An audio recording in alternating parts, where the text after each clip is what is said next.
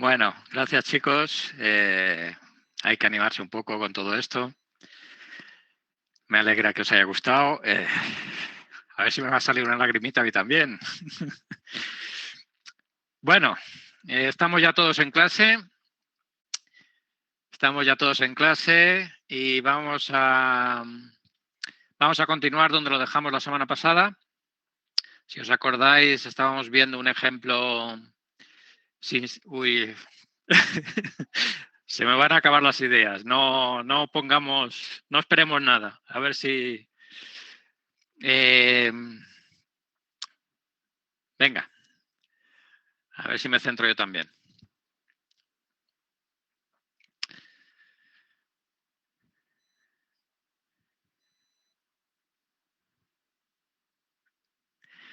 Bueno, pues entonces, como decía, seguimos con lo que vimos la semana pasada. Estamos viendo un ejemplo muy sencillo de diseño de analizador léxico con identificadores y el operador suma y el operador de asignación. ¿De acuerdo?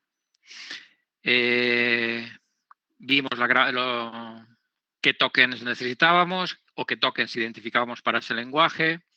Vimos la gramática y vimos el autómata. Y vimos también la acción semántica más básica, que era la de leer, y vimos pues, que se ponía prácticamente en todas las transiciones, con una excepción. Analizamos el porqué de esa excepción y hoy vamos a continuar con el resto de acciones semánticas, ¿vale? Entonces os pongo ya el primer vídeo donde empezamos con las acciones semánticas para completar ese ejemplo.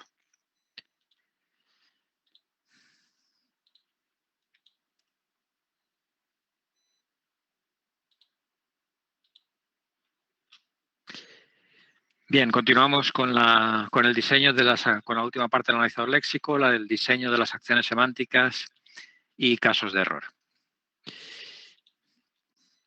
Esta es la situación tal como la habíamos dejado en el último módulo, junto con las acciones semánticas de leer, que es la acción más básica que tenemos que hacer en el autómata o en las acciones semánticas del autómata. Como veis, un cambio de formato. En vez de ponerlas directamente en la transición, pues las he puesto ahí aparte. Yo creo que se ve mejor de esta manera. Entre la transición, entre los estados 0 y 0, en esa transición leemos, en la transición del estado 0 al 1 leemos también, etcétera. Bien, como digo, esta es la acción semántica más básica, que me asegura que el autómata va leyendo carácter a carácter del fichero fuente y vamos poco a poco tratando de reconocer un token. Bien, esta es la clave. El objetivo del analizador léxico es proporcionar un token al analizador sintáctico y, por lo tanto, pues en algún momento vamos a tener que generar el token como resultado de la secuencia de caracteres que hemos estado leyendo. Obviamente, la generación de tokens se va a producir siempre en la transición al estado final. Luego, aquí en este autómata, entre el estado 1 y 2, entre el 0 y el 3 y entre el 4 y el 5, vamos a necesitar en algún momento introducir las acciones semánticas necesarias para generar el token correspondiente a cada caso. ¿De acuerdo? Esta es entonces la acción semántica más importante que tenemos que hacer en el autómata y en algunos casos, pues dependiendo del tipo de token, vamos a necesitar algún otro tipo de acciones. Bien, en la transición 1-2 hemos estado reconociendo un lexema de un identificador y, como ya hemos visto, el tipo de token identificador está constituido por el tipo identificador y como atributo el puntero, el índice de la tabla de símbolos en la que hemos colocado el lexema del identificador. Bien, algo así como esto. La tabla de símbolos es una tabla, ¿de acuerdo? Que tendrá una serie de campos. Ahí he señalado 3, hay más. Ya veremos en su momento. Pues en un índice con la posición en la tabla, el lexema y el tipo y otros y otros campos, ¿de acuerdo? Repito una vez más, en la tabla de símbolos aparecen exclusivamente los lexemas, los nombres de los identificadores definidos por el usuario. Ningún otro tipo de token se va a guardar en la tabla de símbolos. Bien, entonces, si yo en este caso he leído, por ejemplo, el lexema var1, son los 4 caracteres que he estado leyendo hasta transitar al estado final, es VAR1, pues ese será el nombre del identificador, el lexema del identificador, y de alguna manera lo tengo que colocar en la tabla de símbolos. Bueno, no exactamente lo tengo que colocar porque a lo mejor ya estaba, a lo mejor no es la primera vez que aparece este lexema en mi programa y ya estaba colocado. Sobre este tema en concreto veremos un módulo un poquito más adelante para ver exactamente cómo funciona. Ahora, de momento, lo que nos tenemos que preocupar es que yo he leído el lexema var1, que acabo de colocar o está colocado en el índice 1 de la tabla de símbolos, y entonces pues lo que tengo que enviar es el token identificador posición 1 de la tabla de símbolos o puntero a la posición 1 de la tabla de símbolos. ¿Vale? Bien, para llegar a poder hacer esto, tengo que hacer otras cosas previamente. Vamos a ver, vamos a centrarnos en estas cosas y, como digo, esta última función de generar el token identificador la dejamos para otro módulo. Entonces, ¿qué otras cosas tenemos que hacer? Bien, daros cuenta que si yo quiero colocar el lexema var1 en la tabla de símbolos, lo que tengo que tener en primer lugar es ese lexema formado. Hasta el momento lo único que he ido es leyendo carácter a carácter. He leído una V, he leído una A, he leído una R. ¿Cómo consigo formar ese lexema? Bueno, pues la mejor manera, la forma más fácil, es ir concatenando esos caracteres en alguna variable del analizador léxico, del programa analizador léxico, ¿de acuerdo? Entonces, en el analizador léxico, yo voy a tener una variable que voy a denominar lexema, y en la transición 0,1, antes de leer el siguiente carácter, es decir, con el carácter que me ha hecho ir por esa transición, que le llamo, que es la L, esa, en cada caso será una letra diferente, yo digo que inicializo mi variable del analizador léxico lexema con esa letra que he leído, ¿de acuerdo? Para este caso del ejemplo sería una V. Lexema igual a V. Sería en este caso lo que pasaría. Y leo el siguiente carácter como hemos visto antes. En la transición 1,1, ¿qué tengo que hacer? Bueno, pues en este caso he leído una letra o un dígito que me ha hecho elegir esta transición del 1 al 1. Entonces lo que tengo que hacer es concatenar ese carácter leído, la letra o el dígito, con lo que ya llevaba leído del lexema. ¿De acuerdo? Entonces en el primer momento leeré una A, concateno el lexema que ya tenía, que era la V, con la A que he leído, me quedaría VA.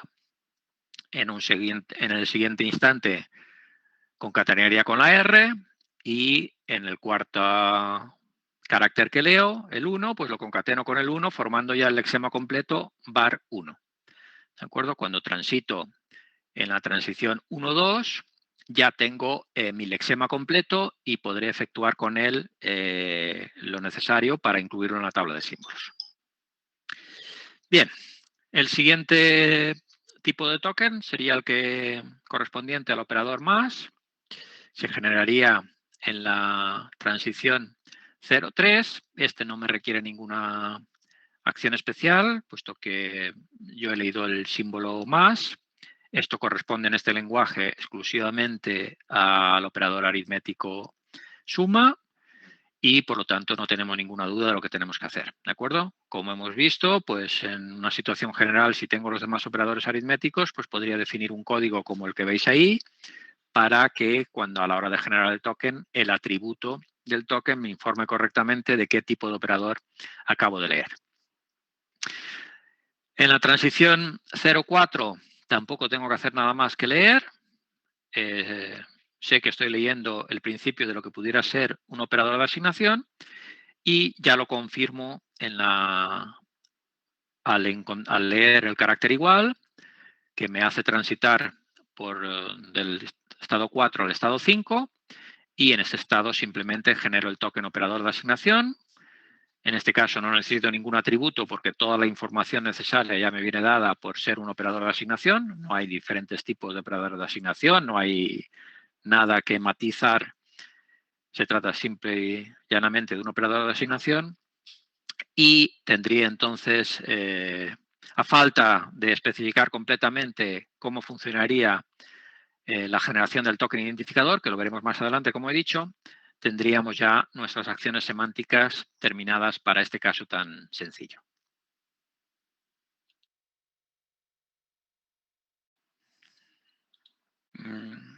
Bien, lo primero es dar la razón a los que estáis diciendo en el chat que el chat efectivamente estamos en clase y lo vamos a dedicar a las cosas de clase, ¿vale? Además, o sea, yo de vez en cuando contesto alguna duda en el chat cuando veo que es algo que puede importar para o que no ha quedado claro o lo que sea, o también a veces en el último módulo de la clase, un poco porque igual no da tiempo a contestarlas al final. Pero tampoco quiero contestar las dudas en el chat precisamente para no distraer a aquellos que están viendo el vídeo normalmente. Entonces, o sea, no tengo ningún inconveniente en que preguntéis dudas por el chat durante el vídeo, ¿vale? Pero lo restringimos a las cosas de clase, ¿de acuerdo?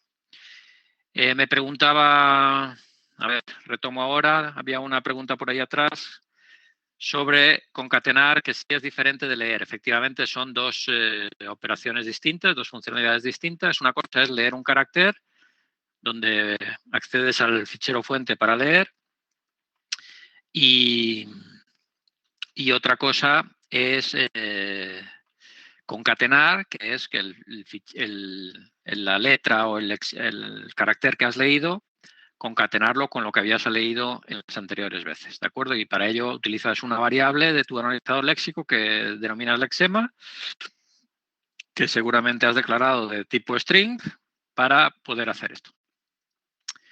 Bien, más cosas.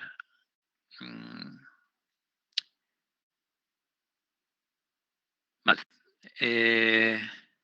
¿Los operadores aritméticos se identifican con esos números por defecto o los establecemos nosotros? Los establecéis vosotros, el diseñador del analizador léxico, en cada caso establece el código que quiera, ¿de acuerdo? Porque además puede haber más operadores que esos, podría haber, por ejemplo, el operador potencia doble asterisco, etcétera. No hay ninguna regla que diga que sea mejor una codificación que otra, o sea, eso es absolutamente a gusto del consumidor. Bien. Una pregunta. Eres Aaron, ¿no? Sí. Vale, dime. ¿Por qué, por ejemplo, de la 0 a la 1 era primero crear el lexema y luego leer, en vez de leer y crear el lexema? Porque tú cuando llegas o sea, para que saber a qué transición, por qué transición vas a elegir, tienes que haber leído un carácter antes, ¿de acuerdo? Y este carácter que has leído es el que te hace ir por una transición o por otra. Y ese carácter es el que concatenas, es el último que has leído, ¿de acuerdo? Y al final de la transición, ya digo, todas las acciones que se realizan en el analizador en el autómata son en las transiciones. Entonces, al final de la transición, para que, digamos, por verlo gráficamente, cuando llegues al siguiente nodo, sepas por qué transición debes de elegir, pues necesitas leer otro carácter más. ¿De acuerdo? Por eso siempre, a veces es un poco, da un poco igual, pero en general conviene poner la acción semántica leer al final. ¿De acuerdo? Al final de todo lo que se hace en la transición. Vale, gracias. Sí, los vídeos los pondré el miércoles, después de la clase que tengo con el grupo del miércoles, los pondré pues a final de la mañana o por la tarde, los colgaré en Moodle como otros días.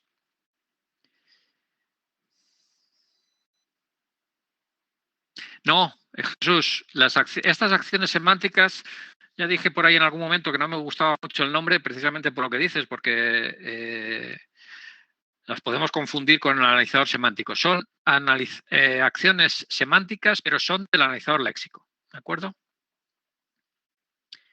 Y la variable lexema no es una variable temporal, es una variable del procesador de lenguajes del módulo del analizador léxico. ¿De acuerdo? Forma los lexemas de los tokens cuando te interesa. A ver.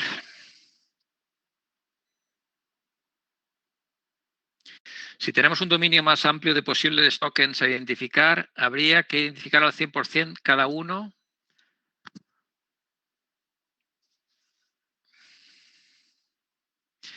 Bueno, hay que identificar exactamente cada tipo de token, ¿de acuerdo? Lo que pasa es que muchas veces es imposible diferenciar una cosa de otra. Y entonces no podemos decir token. A ver, ¿qué ejemplo podría dar ahora en este momento? Mira, por ejemplo, un caso muy claro y muy típico. Imagínate un fichero de texto donde tienes nombres y la provincia donde ha nacido cada persona. Pues si tú lees, por ejemplo, Soria, ¿es un nombre, es un apellido o es una provincia? Si tú lees, yo qué sé, bueno, hay muchos casos, es imposible diferenciar si Soria es provincia o es apellido. Entonces tú no puedes en esos casos establecer un token que sea apellido y un token que sea provincia. Tendrás que poner un token que abarque las dos cosas.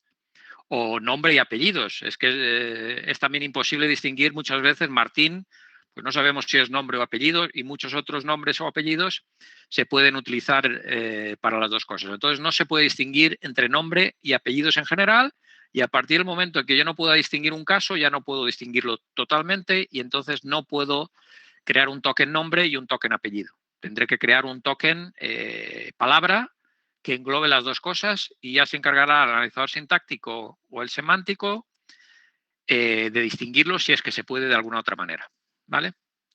Espero haberte contestado. Vale.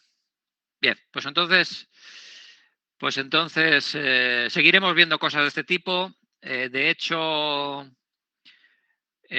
bueno, hoy no, pero los ejemplos que tengo preparados para el próximo día ya hablan concretamente de este tipo de cosas y entonces pues ya lo veréis, espero más claro.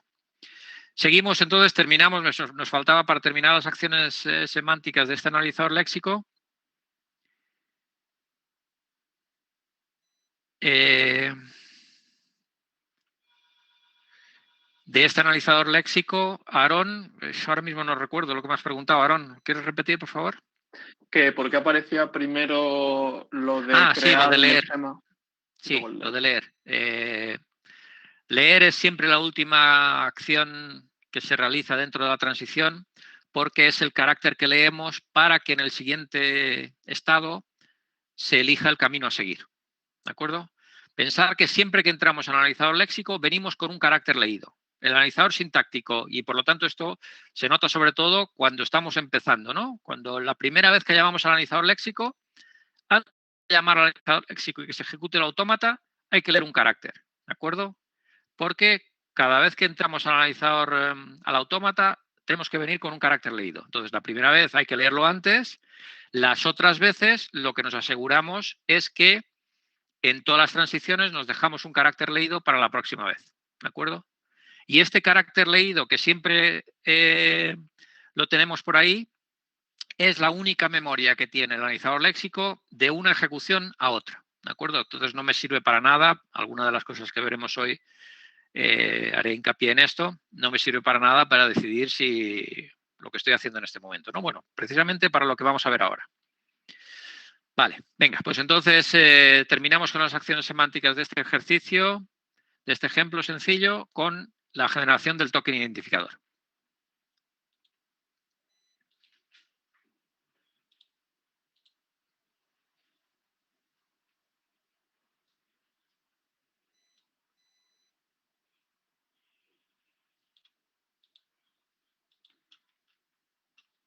Vamos ahora a detallar entonces cómo funciona la generación del token identificador. Como ya hemos dejado intuir y como además si programáis, pues podéis imaginar, va a haber dos formas de interactuar, dos situaciones diferentes a la hora de interactuar con la tabla de símbolos. Porque un identificador definido por el usuario se puede estar declarando, ¿de acuerdo? En una declaración, como una variable entera, por ejemplo, o se puede estar usando, por ejemplo, dentro de una expresión, sumar el valor de ese identificador con otro identificador o con una constante, lo que sea. ¿Vale? Y esas dos situaciones provocan una interacción diferente con la tabla de símbolos.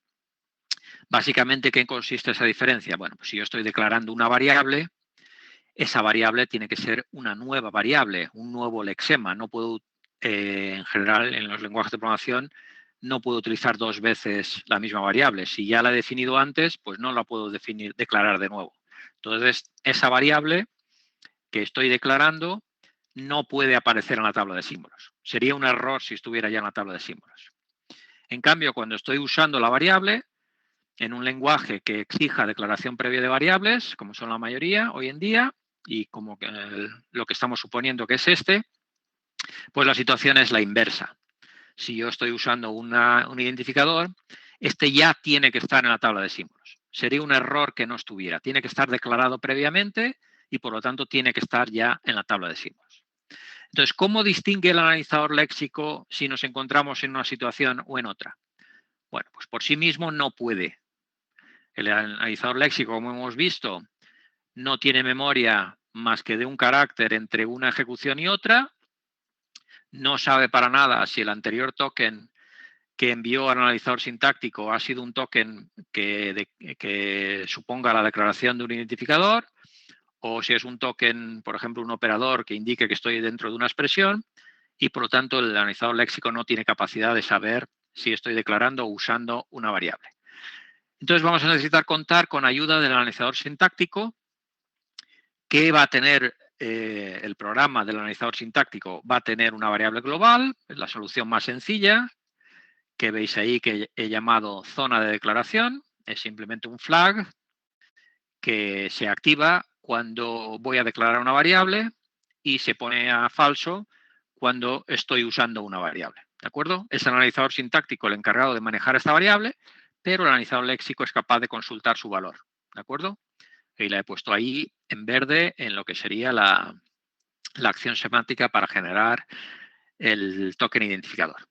Entonces, antes de generar el token identificador, lo primero que hace el analizador léxico es consultar si estoy en una zona de declaración o en una zona de uso. Si estoy en una zona de declaración, hemos visto que el lexema no puede estar en la tabla de símbolos porque se está declarando un nuevo lexema. Entonces, utilizo la función buscar en tabla de símbolos con el lexema. El lexema es el que hemos generado antes concatenando los diferentes caracteres. Y esa función me devuelve el índice del lexema en la tabla de símbolos. Obviamente, si no está, pues me devolverá el valor nulo. ¿De acuerdo? Entonces, si el índice que me devuelve esta función es nulo porque no lo he encontrado en la tabla de símbolos, quiere decir que vamos bien. Lo que hago es insertar el lexema en la tabla de símbolos. Utilizo para ello la función insertar en tabla de símbolos. ¿De acuerdo? Que por un lado inserta el lexema en la primera posición libre o el sistema que sea en la tabla de símbolos y me devuelve en P el puntero a esa posición. ¿De acuerdo? Y a partir de ahí, pues yo ya simplemente genero el token identificador con el puntero indicando la posición en la que está guardado en la tabla de símbolos. Si estamos en zona de declaración y la función buscar en tabla de símbolos no me devuelve el valor nulo, quiere decir que he encontrado ya el identificador en la tabla de símbolos, pues tengo que generar un error. ¿De acuerdo? Aquí, como veis, ya estamos incluyendo algunos errores, pero bueno, son errores tan conectados a la propia acción semántica de generar el token que he creído oportuno introducirlos ya aquí. ¿De acuerdo? Si nos encontramos en una zona de declaración que el identificador ya está declarado, pues se trata de un error. ¿De acuerdo? Estamos tratando de declarar de nuevo otro identificador. Si estamos en zona de uso, y por lo tanto el flag zona de declaración es falso, tiene el valor falso, pues la dinámica de la interacción con la tabla de símbolos es justamente la inversa. ¿De acuerdo? También utilizo la función buscar para buscar el lexema que he encontrado en la tabla de símbolos, pero en este caso lo tengo que encontrar. Voy a usar un identificador, se supone que el lenguaje exige declaración previa, luego ya debería de estar declarado, y por lo tanto si no lo está, es decir, si la función buscar en la tabla de símbolos no lo encuentra y por lo tanto el índice devuelto es nulo, entonces doy el error identificador no declarado. ¿De acuerdo? Y en caso contrario, es decir, si encuentra el identificador y por lo tanto devuelve un valor no nulo, para el índice, pues puedo normalmente generar el token identificador con el índice de la posición de la tabla de símbolos donde ha encontrado el nombre del identificador. ¿De acuerdo? Estas funciones buscar en tabla de símbolos e insertar en tabla de símbolos las podemos usar tal cual. Normalmente en un examen conviene que describáis brevemente su funcionamiento. La función buscar tabla de símbolos simplemente recibe un lexema y busca en qué posición de la tabla de símbolos está, devolviendo el índice o el valor nulo si no lo encuentra. ¿De acuerdo? Mientras que la función insertar, pues simplemente, de acuerdo a la estrategia de funcionamiento de la estructura de datos tabla de símbolos, inserta el lexema y devuelve la posición donde lo ha insertado.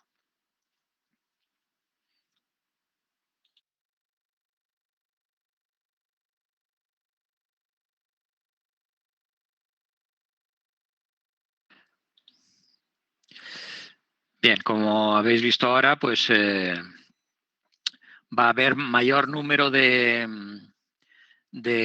variables que de nuestro procesador de lenguajes, del programa procesador de lenguajes. ¿Vale? Daros cuenta que aquí nosotros estamos ejecutando un programa que es el procesador de lenguajes o estamos construyendo también ese programa, ¿de acuerdo? Y estas variables, la zona de declaración, la de antes del lexema y algunas más que vamos a ver que vamos a tener en cuenta varias, pues son variables de mi programa procesador de lenguaje, ¿de acuerdo? Vimos que el lexema era una variable del módulo del analizador léxico, zona de declaración es una variable del módulo del analizador sintáctico y quien cambia el valor, Aaron, de esta variable, zona de declaración, sería siempre el analizador sintáctico. ¿De acuerdo?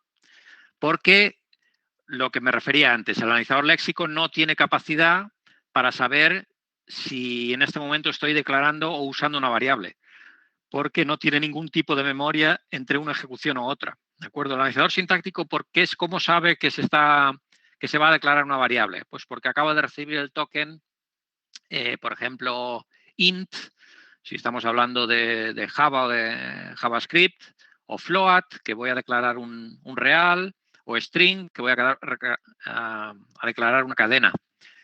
Pero el analizador léxico, cuando empieza a reconocer un token, no sabe lo que ha leído antes. Entonces, no sabe si he leído antes un float y no sabe, por lo tanto, si ahora voy a declarar. O si lo que he leído antes es pues, un operador de suma y ahora simplemente estoy en una expresión que va a sumar dos variables, ¿de acuerdo? Entonces, ahí es un uso y el analizador sintáctico que sí sabe la secuencia de tokens que se están leyendo, pues es el que pondría, para el caso de la expresión zona de declaración igual a falso, o para el caso de la declaración, zona de declaración igual a verdadero.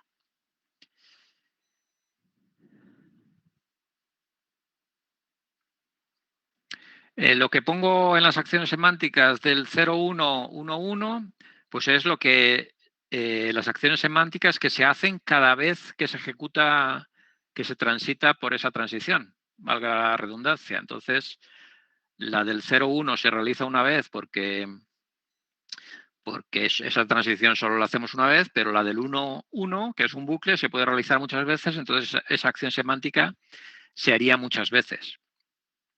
¿De acuerdo? Vale. Bien, pues entonces para terminar ya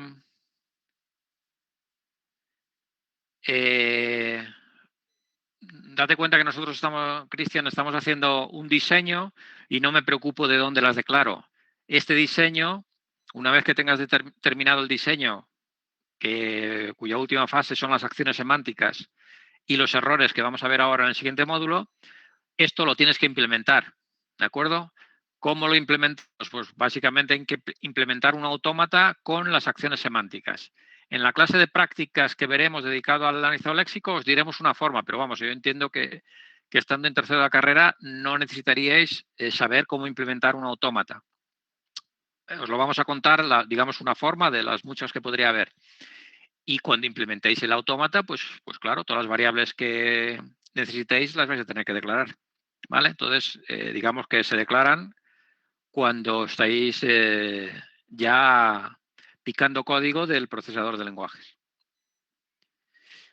Bien, pues vemos entonces el módulo de errores, ¿de acuerdo? La última parte del diseño del analizador léxico.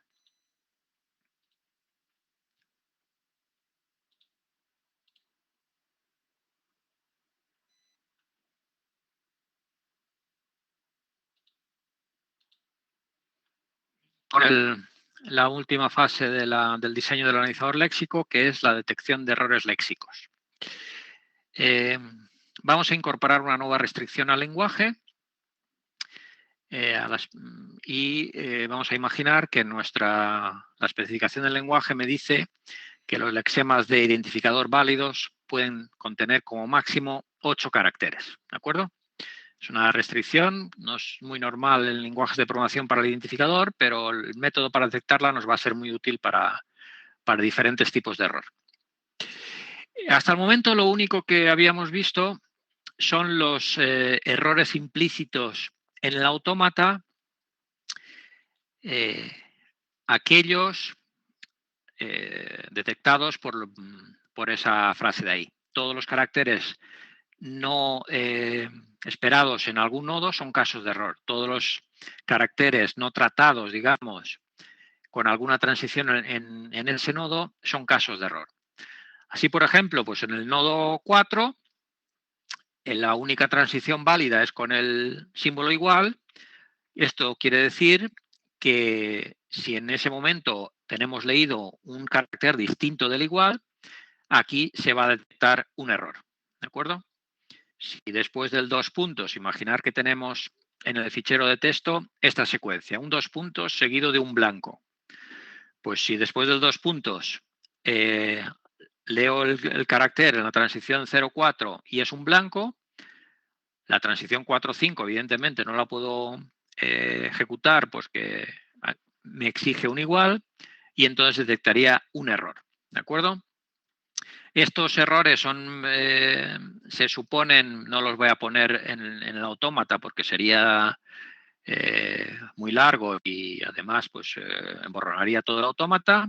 Siempre los damos por supuesto, lo marcamos con una frase como la que tengo ahí puesta y lo damos ya por tratado este tema de esta manera, salvo pues algún caso muy particular que sea muy significativo para poder especificar un mensaje más concreto al usuario.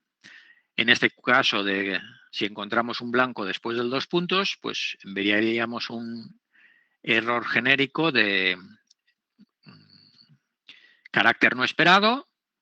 Podemos también indicar que el carácter que hemos leído es el blanco y, por supuesto, como siempre, el analizador léxico tendría que indicar en qué línea aparece ese error para que el usuario lo pueda corregir más fácilmente. ¿De acuerdo?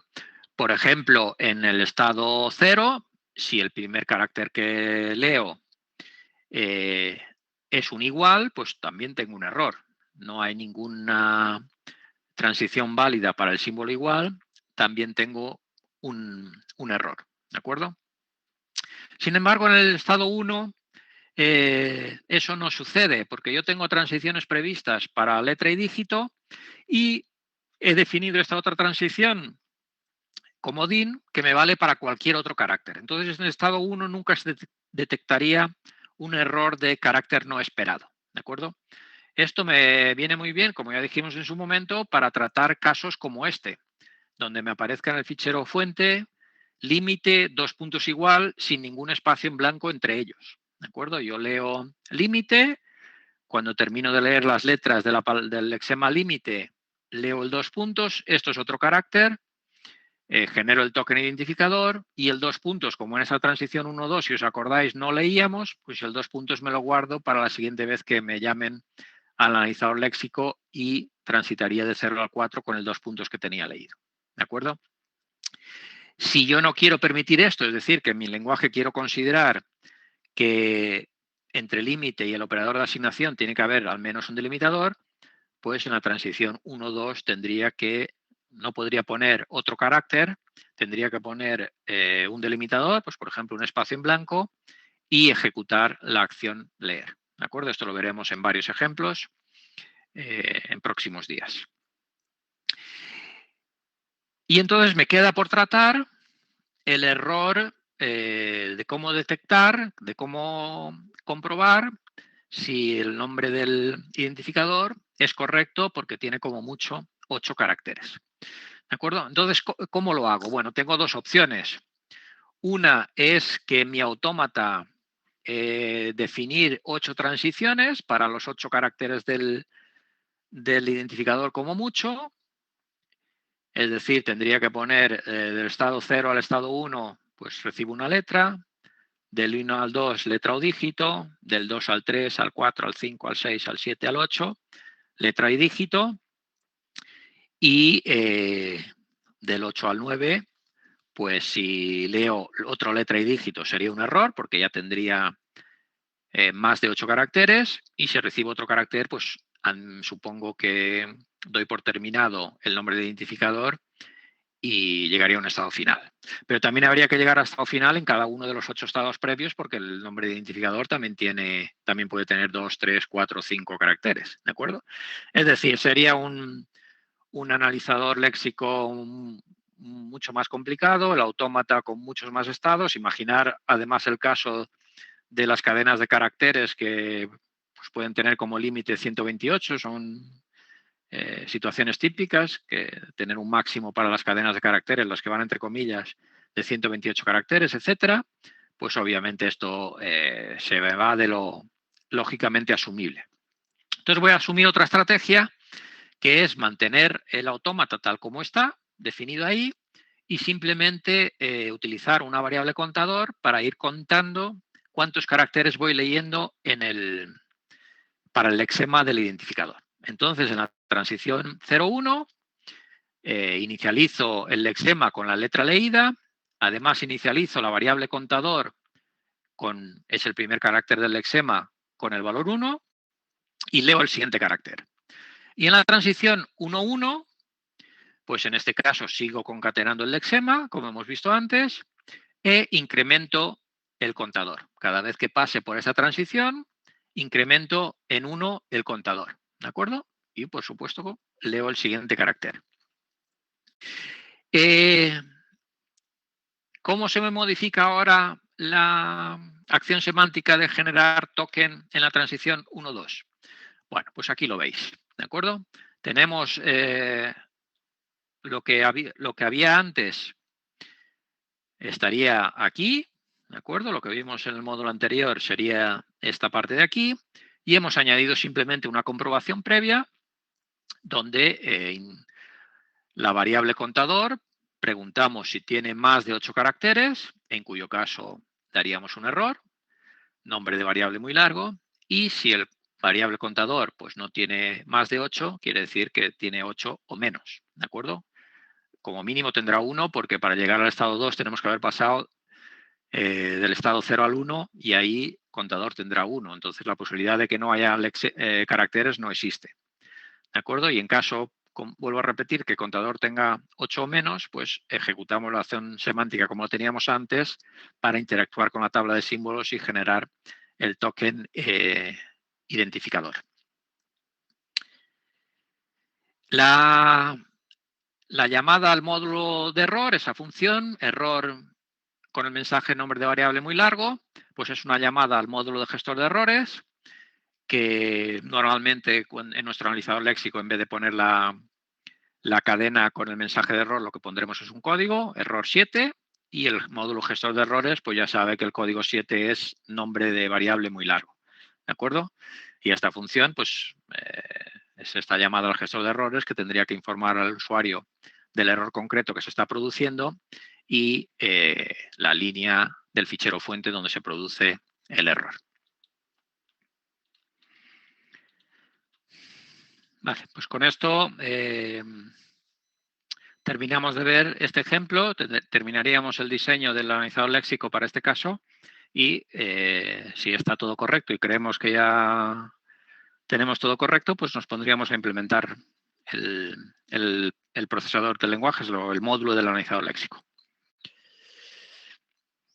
¿Vale? ¿Alguna otra pregunta?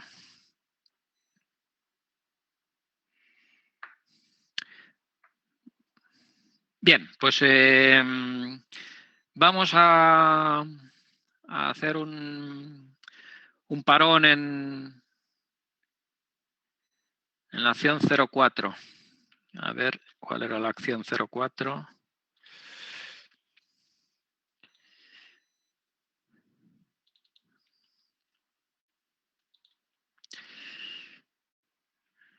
Vale, en la 04, que era la de la que transitábamos con el 2 puntos, es lo de siempre. Si nosotros en todas las transiciones vamos a tener que leer. ¿Por qué? Porque yo he decidido coger esa transición en el estado 0 porque tenía leído un 2 puntos. ¿De acuerdo? Y entonces, cuando llego al estado 4, tengo que tener otro carácter leído.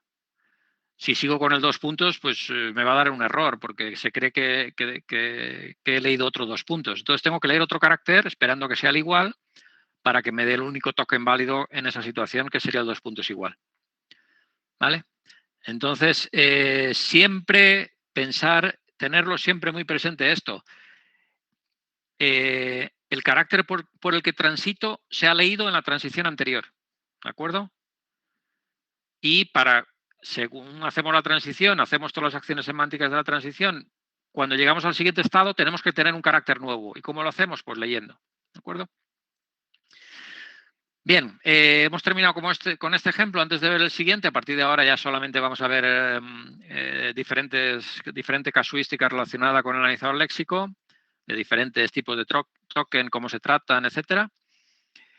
Antes de empezar con el siguiente ejemplo, que va a ser el que os propuse que pensarais para clase, el de los enteros irreales, pues para no interrumpirlo después, vamos a hacer ahora el test de todos los días, ¿de acuerdo?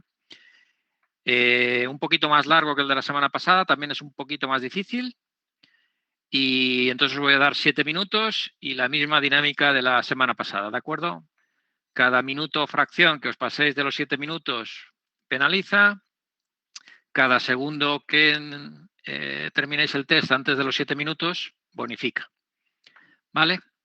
Pero ya digo, es un pelín más largo que el de la semana pasada, un pelín más difícil y ya bastante parecido a lo que serían los exámenes tipo test. Entonces, pues leer bien las preguntas y los enunciados y las respuestas y que vaya bien. Lo voy ahora mismo a actualizar en Moodle para que lo podáis ver.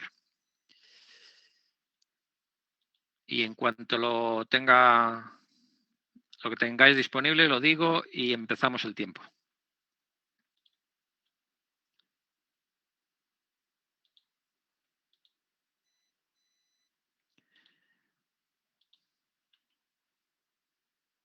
Vale, pues ya lo deberéis de tener. Si no, refrescar, recargar el Moodle y lo tenéis ya. A partir de ahora, 7 minutitos.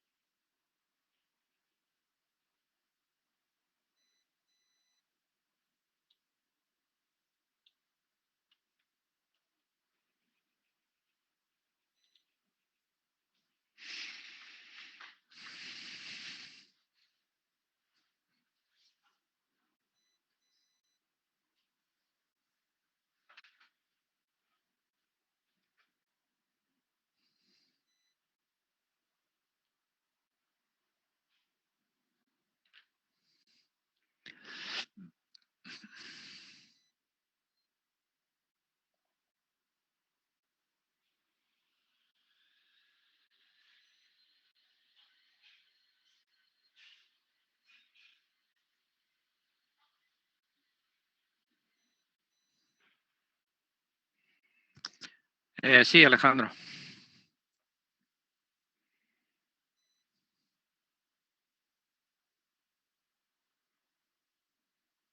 Es el que está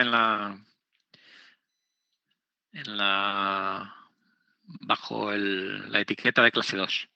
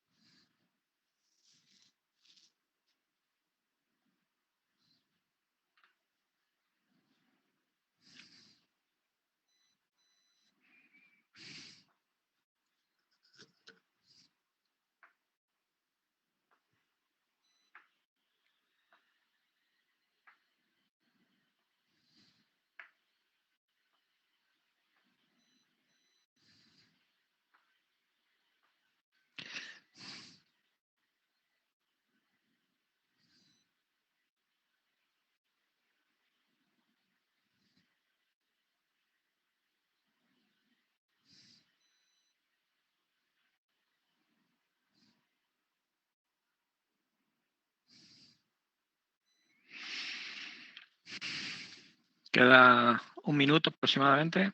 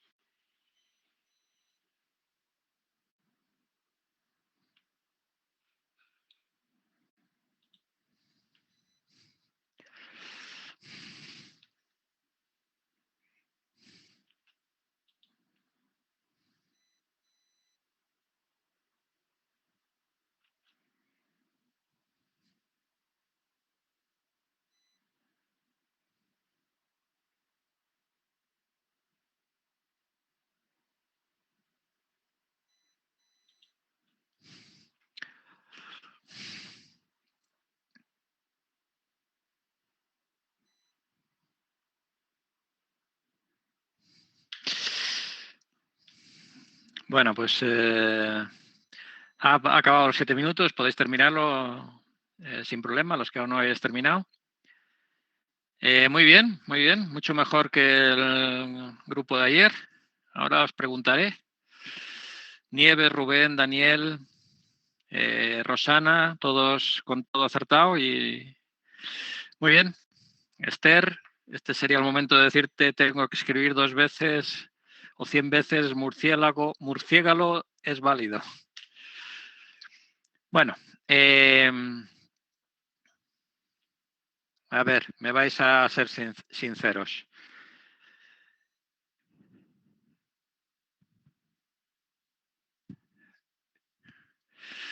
Pues sí, murciélago se acepta como forma de murciélago y creo que ayer me decían que a otra como, no lo voy a saber decir más, croqueta o crocret exactamente. Vale, pues todas esas al final se han aceptado, de tanto repetirlas. Bueno,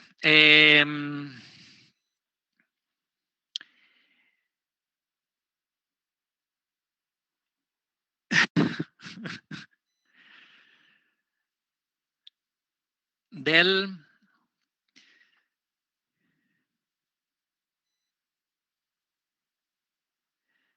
Vale, ¿por qué no es la de cualquier secuencia de dígitos y barra?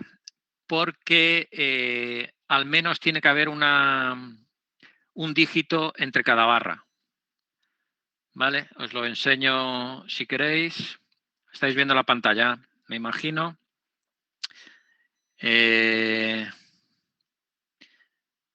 Supongo que se refiere a esta. Entonces, la segunda no es... perdón. La primera no es correcta, obviamente, porque bueno, no es que no sea correcta, es que es absolutamente... Ahora mismo no estoy viendo el chat, entonces ahora luego volveré sobre el chat.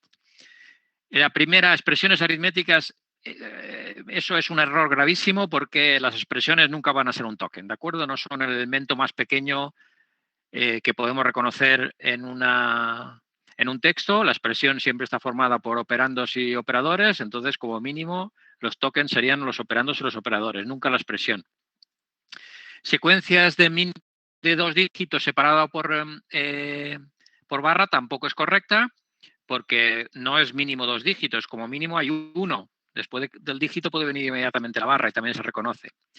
Y cualquier secuencia de dígitos y barra, pues lo mismo, porque estamos exigiendo al menos un dígito entre cada barra. Y entonces el único que era válido es la tercera, que es un lexema que tiene 2 dígitos barra, 1 dígito y luego varios dígitos, y ese sí se reconoce bien. Vuelvo al chat a ver qué me estáis preguntando más.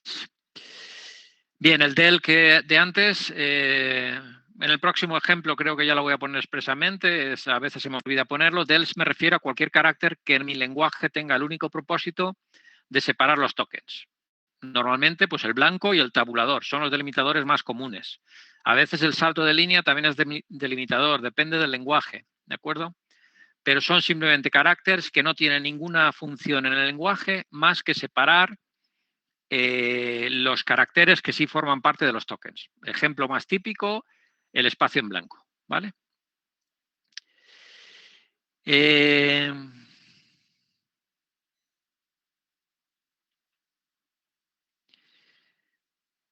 Vale, estamos en lenguajes formales, ¿vale? Ahora mismo, en los que definimos nosotros, si no me pierdo. En todas las transiciones, G te obliga a poner al menos un dígito entre barras. Sí, yo sé cuánto tiempo habéis tardado en el test, ¿vale? Pero bueno, obviamente ahora no podemos pararnos en ello.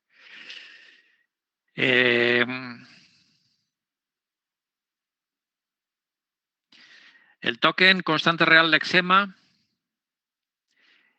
no. O sea, el constante real lexema es incorrecto porque para ese tipo de token lo que tenemos que dar es el valor de la constante. Esto lo vamos a ver muy claro en el próximo ejemplo. Y la segunda parte es también algo que tengo que recalcar porque también es un error grave. El valor jamás va a la tabla de símbolos, ¿de acuerdo? Una constante que real en este caso, como me estás diciendo, 12,7, pues eso nunca va a la tabla de símbolos. Lo único que van a la tabla de símbolos son los identificadores, ¿de acuerdo? Las variables de usuario, como queramos llamarlas. ¿Vale? ¿Por qué? Porque para ellas, además de lo que es el lexema, ¿cómo se llama mi variable de usuario? var1. Pues además de var1, de ese lexema, tendré que guardar más adelante el tipo de la variable y otra serie de cosas que veremos a lo largo del semestre, que algunas cosas las encuentra el analizador léxico, el lexema, otras cosas las coloca el analizador semántico en la tabla de símbolos y otras cosas las consultan y los demás módulos del compilador para poder traducir. Entonces, pues por eso las tenemos que tener guardadas en la tabla de símbolos. Vale. Sí, lo de las gramáticas ha sido un fallo. La próxima vez lo pondré como imagen porque por más que intenté separar con muchos blancos, no me hace caso Google Forms. Entonces la próxima vez las pondré como imagen, como he puesto los autómatas y ya está. Sí, o comas, pero las comas no las quería poner porque se pueden confundir como símbolos de la gramática y entonces, bien, tomo nota, ya me lo dijeron ayer y la próxima vez lo pondré como imagen y lo separaré bien, ¿vale?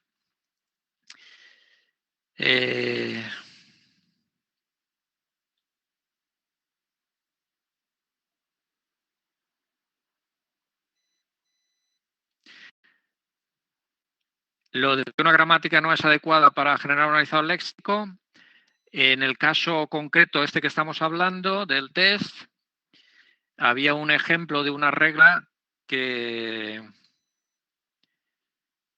Esta de aquí, como veis aquí en mi versión están bien separaditos las reglas de la gramática, pero luego al ponerlo para hacer el test se come todos los blancos.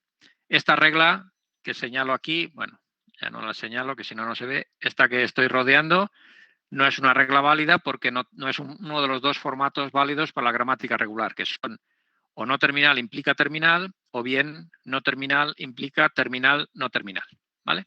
Entonces, esta tercera regla de esta gramática hace que la gramática no sea válida para construir un analizador léxico.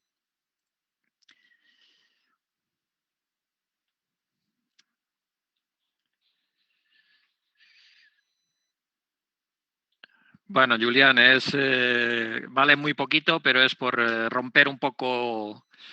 No todos son procesadores de lenguaje en esta vida. Operadores aritméticos lógicos y relacionales, en principio siempre el código va a ser un número natural, ¿vale? Es la forma más sencilla. La gramática de los enteros valía para el ejercicio que propusiste. No sé exactamente a qué te refieres, Celia. La gramática, el ejercicio de enteros y reales la vamos a hacer ahora completo, ¿vale? Lo que cuentan estos test para nota es dentro de los 2 puntos de actividades de evaluación continua, pues cuentan junto con la asistencia, estos tests, algún ejercicio que entreguemos para casa, lo que hagáis de Draco, lo que yo vea de vuestra participación en clase, etcétera, ¿vale? Entonces, pues, no sé, de esos 2 puntos, pues imaginar, juntando todas estas cosas, todos los tests valdrán entre 3 y 6 décimas. No os quiero decir un número ahora, pero más o menos eso de nota total de la asignatura.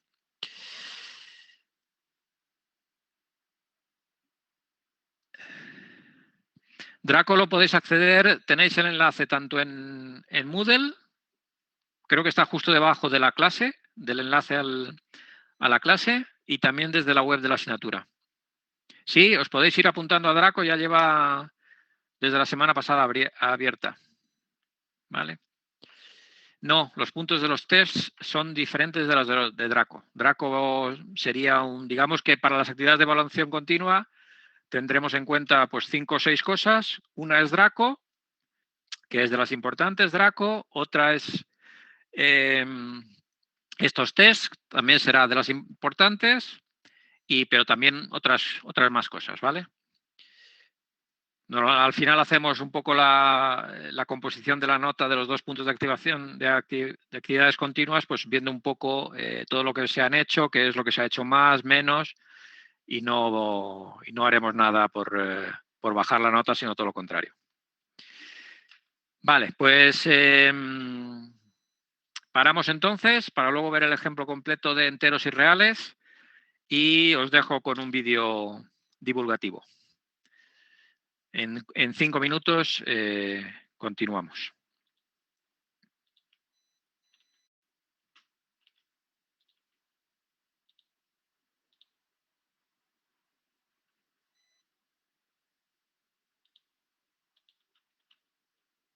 No sé si recordáis que el primer número de la historia pudo haber surgido al estudiar los ciclos de la Luna, que tenían entre 29 y 30 días.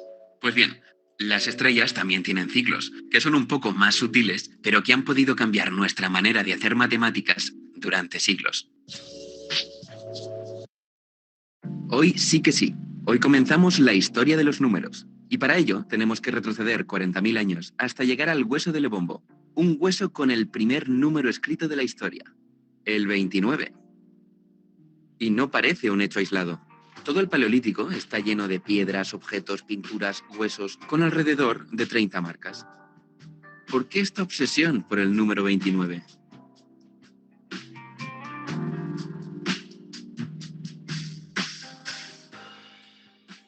En la actualidad ya no está muy de moda, pero mirar al cielo nocturno y buscar patrones era un pasatiempo muy entretenido para las civilizaciones antiguas. Y de todos estos patrones hay uno que destaca sobre los demás. Cada 29 días hay una luna llena en el cielo. Fin del misterio. Las 29 marcas representan los días que hay entre dos lunas llenas. Y aunque hay otras teorías que apuntan que el 29 representa los días de un ciclo menstrual, la observación de la luna es innegable. Poco después aparecerán las marcas acompañadas de dibujos de las fases lunares. Vamos, blanco y en botella. Todo sería perfecto, salvo por un detalle. Tú puedes coger un palo y hacer una marca cada vez que veas la luna. Cada día añades una marca. Cuando vuelvas a ver la luna llena, tendrás un palo con 29 marcas. Y esto lo puede hacer alguien que no sepa contar. Y aquí el problema. Puedes pintar 29 marcas en un palo sin saber lo que es el número 29. Podemos decir que el hueso es una representación del concepto abstracto que conocemos como 29, igual que la palabra 29 o los dígitos 2 y 9. Pero en el Paleolítico ni existía la palabra para referirse al 29 ni existían los dígitos. Y lo más seguro es que no existiera el 29 como concepto abstracto.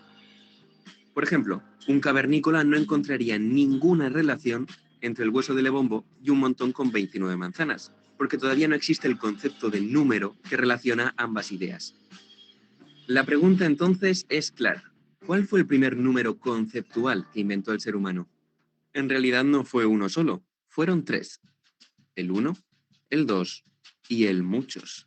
Sí, en serio, el muchos se consideraba un número. Y tenemos varias evidencias de que estos fueron los primeros números. En primer lugar, este sistema de numeración todavía sobrevive en algunas tribus amazónicas. En segundo lugar, se ha demostrado que el cerebro sabe distinguir entre el 1, el 2 y el muchos de manera innata. Para ello se ha experimentado con bebés, midiendo el tiempo que mantienen fija su mirada. Aquello que más les llama la atención es lo que más tiempo miran. En el experimento colocaban un peluche detrás de una mampara. Después colocaban otro peluche más. Cuando retiraban la mampara, aparecía un número aleatorio de muñecos, 1, 2 o 3. Pues bien, los bebés observaban durante más tiempo aquellas situaciones donde el número de muñecos era incorrecto, como si les llamara la atención que 1 más 1 fuera igual a 3. Con este artículo, que os dejo en la descripción, se demostró que el cerebro sabe distinguir de manera natural entre el 1, el 2 y el 3, lo que también explica por qué en las numeraciones antiguas el 1, el 2 y el 3 se escriben siguiendo un patrón y el 4 se escribe de manera distinta. Y en tercer lugar, también encontramos evidencia en la estructura del lenguaje. Actualmente utilizamos el singular para un elemento y el plural para muchos elementos. Pero otros idiomas, como el griego, también tienen el dual, una especie de plural para 2 elementos. Y hay quien va más allá y encuentra relaciones entre el muchos y el número 3. Por ejemplo, en inglés la misma palabra se utiliza para decir 3 veces y muchas veces. Y en francés las palabras para decir 3 y muy son muy parecidas. No obstante, esto de comparar palabras es pura especulación y bien podría ser una casualidad. En resumen, el primer número escrito de la historia fue el 29 y los primeros números conceptuales el 1, el 2 y el muchos. Cómo se convirtió en muchos en los números actuales depende de la zona del mundo en la que estés. Y estos desarrollos distintos es lo que hace que hoy tengamos días de 24 horas, 10 dígitos para contar los números, círculos de 360 grados, que los exámenes en francés se midan sobre 20 puntos y lo más inquietante, que las palabras 9 y nuevo se parezcan en todos los idiomas. Pero eso es una historia para otro día.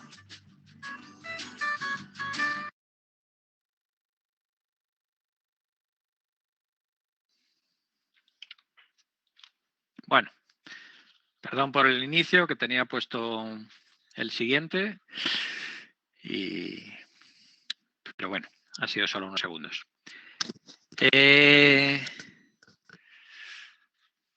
Bueno, pues vemos que estemos ya todos. Terminamos el descanso y como hemos dicho ya, pues vamos a ver ahora el ejemplo completo que os propuse que pensarais en casa para enteros y reales. ¿De acuerdo? Lo vamos a hacer un formato un poco más complejo que el que os propuse para clase. Y entonces ayer me di cuenta al poner los vídeos que no ponía ejemplos de los números que queremos aceptar y entonces os lo voy a poner ahora en el chat, ¿vale? Entonces, en el vídeo vais a ver, hay una expresión regular que me define exactamente cuáles son el formato de los números que yo voy a aceptar. Imaginar que tenemos un fichero simplemente relleno de números, ¿vale? Separados por blanco o por lo que sea. Y queremos reconocer estos números uno a uno y para ello construimos un analizador léxico y definimos los tokens.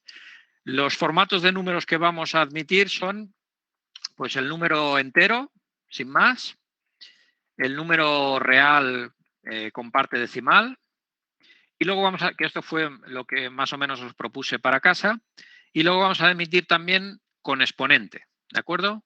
Y podemos tener, el exponente lo vamos a marcar con una E, entonces sería 12 por 10 elevado a 5, sería el valor de este número, y también números con parte real y exponente, ¿vale? Sería 12,34 por 10 elevado a 5, ¿vale?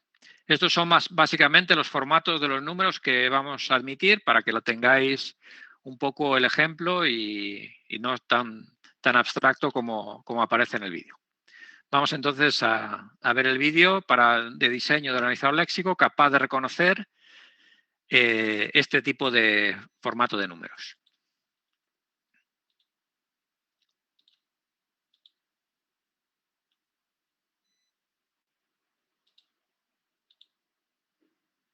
A ver este primer ejemplo de diseño de analizador léxico para un fichero de texto que incluya diferentes formatos de números, enteros, reales, y vamos a añadir a lo que os pedí que pensarais en casa también números con exponentes, ¿de acuerdo?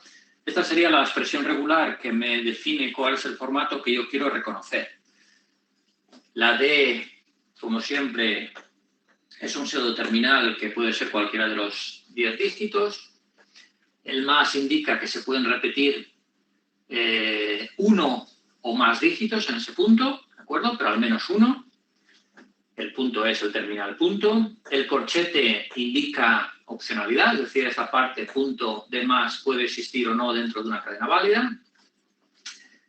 La parte del exponente también puede existir o no dentro de una cadena válida, ¿de acuerdo? Esta sería la parte decimal de un número real y aquí sería la parte correspondiente al exponente. El exponente es opcional, como digo, también es opcional que lleve signo y el exponente, sí, propiamente dicho, pues también consta de uno, al menos, o más dígitos.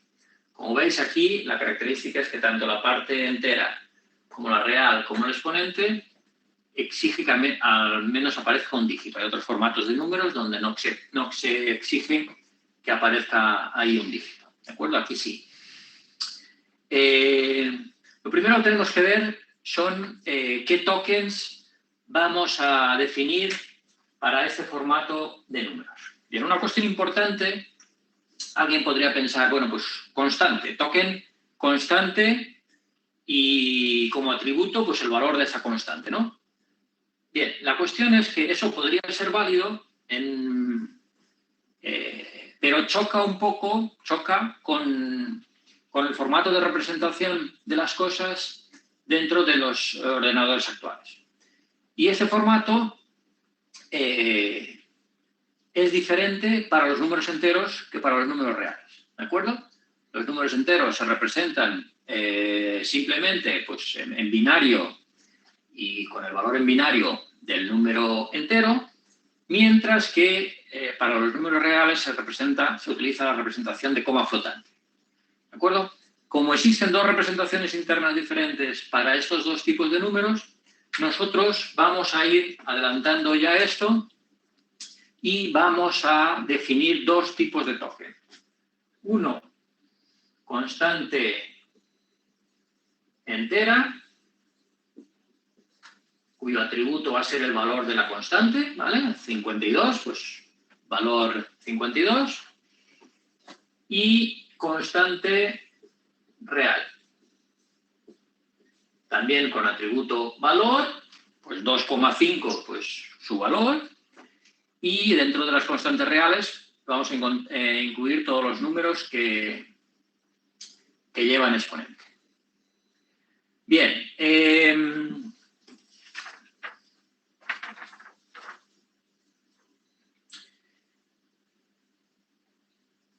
Quizás el tema que más dificultades produce a la hora de que interpretéis correctamente este tema de la construcción del token para las constantes enteras o reales es que cuando yo en un fichero de texto estoy leyendo una constante, 327, yo con nuestra capacidad de abstracción, pues directamente aquí leo el valor 327. Soy capaz de hacerlo directamente sin prácticamente pensarlo. Sin embargo, pues el modo de funcionamiento que tenemos en el analizador léxico lo que hace es leer un carácter, ¿de acuerdo? Y ese carácter ni siquiera tiene un valor de forma inmediata. Ese carácter es el carácter ASCII, no me lo sé, pero imaginemos, el carácter ASCII 87. Y eso es lo que leemos, un carácter ASCII. Cuando vamos a leer otro carácter, pues leemos otro carácter ASCII. Si ese será el 87, este seguramente será el 86. ¿Vale? Y el último carácter pues sería el carácter ASCII, pues no, 87 más 4, pues seguramente el 91. Que fuera, ¿de acuerdo? Esto me lo acabo de inventar. Y entonces nosotros lo que leemos son 3 caracteres ASCII, ¿de acuerdo? Para nada tenemos asociado el valor 327 como un valor, ¿de acuerdo?, a la secuencia de esos 3 caracteres ASCII. Por lo tanto, una de las cosas que vamos a tener que hacer, lo haremos en las acciones semánticas, ya lo veremos más adelante, pero quiero ir introduciendo este concepto porque es, digamos, lo que más problemas produce a la hora de analizar los números enteros o los números en general, es esta necesidad de pasar de caracteres, de secuencia de caracteres a valor. ¿De acuerdo? Bien, como digo, esto lo veremos más adelante, simplemente que lo vayamos teniendo en cuenta. Bien, pues una vez que tenemos definidos los dos tipos de token, ya digo, siempre que haya posibilidad de constantes enteras y reales en nuestro lenguaje, y si esto es un lenguaje de programación más, tendremos dos tipos de token, ¿de acuerdo?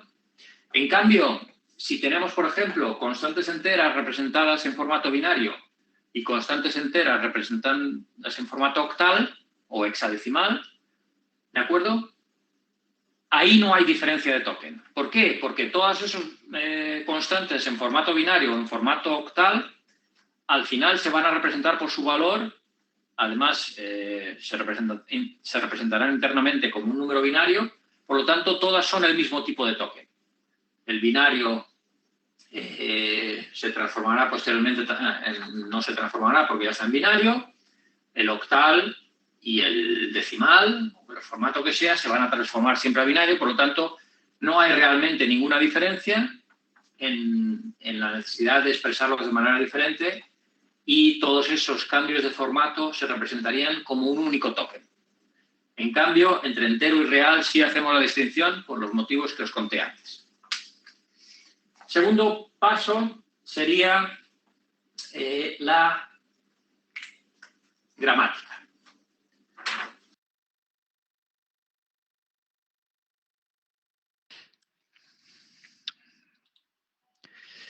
Bien, pues esta sería la definición de los tokens para este tipo de ejercicio. De forma general, las constantes numéricas siempre van a tener como atributo el valor. Y también, como regla general, los enteros y los reales los tenemos que representar como tokens diferentes por las razones que mencionaba en el vídeo. Los números negativos es un tema interesante y no lo he contestado antes porque, bueno, iba a ser larga la respuesta. La cuestión es la siguiente. Por supuesto, puede haber enteros negativos y reales negativos. No hay ningún problema en cualquier lenguaje. La cuestión es, ¿cómo sabe el analizador léxico diferenciar entre el signo menos que da comienzo a un número negativo o el operador menos de la resta? ¿Vale? Sobre todo si no obligamos a que haya blancos entre operadores y operandos, ¿de acuerdo? Como hemos visto que también es una cuestión normal que yo pueda poner 4 menos 5 y no tener ningún blanco entre el 4 y el menos, entre el menos y el 5. Entonces, ¿cómo distingo ese menos de ser un operador o de ser el signo menos de un entero? Bueno, pues como hemos visto que el analizador léxico no tiene memoria, no. Lo que dice Daniel sí, lo que dice Diego no. El analizador léxico no tiene memoria, no sabe lo que ha leído antes, ¿de acuerdo? Y no podemos distinguirlo. ¿No? Es imposible distinguir el menos de operador de operando. ¿De acuerdo? Entonces, la solución que se toma es cada vez que me encuentro un menos, envío un token. ¿De acuerdo? Y será el analizador sintáctico quien deba decidir si ese menos supone está dentro de una expresión y es un operador resta, o si no está dentro de una expresión o estando dentro de una expresión es el signo de un número. ¿De acuerdo? Entonces, por eso no he incluido el menos dentro del token entero, porque suele producirse esta circunstancia de que no se puede diferenciar. ¿Vale?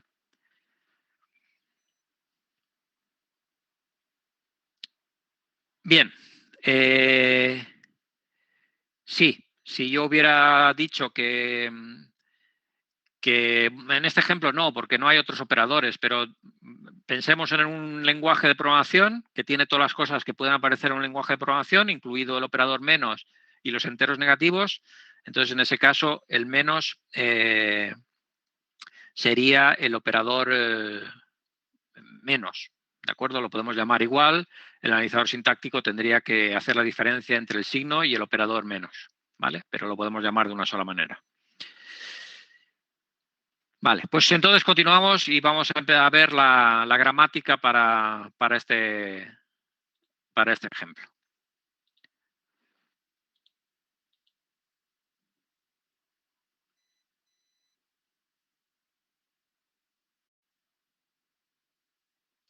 Sí, pero en los paréntesis sería otra cosa, ¿de acuerdo? En no siempre obligamos a que existan paréntesis. Si fueran obligatorios los paréntesis para según qué cosas, pues algún problema se podría solucionar, pero como en general no son obligatorios los paréntesis, pues tenemos este tipo de problemas. A ver si encuentro el vídeo, que ahora no lo encuentro. Tengo demasiadas pestañas abiertas. Vale, pues empezamos. Pues continuamos entonces con la gramática. Nosotros tenemos que construir una gramática regular que sea capaz de generar todas las secuencias de caracteres que tengan este formato. ¿De acuerdo? Bien, pues empezamos. Vamos a definir un axioma S. Daros cuenta que lo único que es obligatorio en toda esta expresión, el único carácter que va a ser siempre obligatorio es un dígito inicial, un dígito del 0 al 9. ¿Vale? Entonces, pues vamos a expresarlo de esa manera, una primera regla donde aparezca un dígito y ya vamos a definir el resto del número. ¿Vale?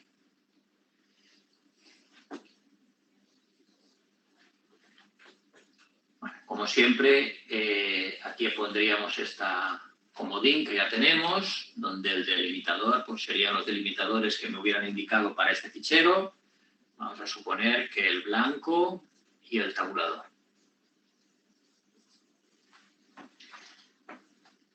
Bien.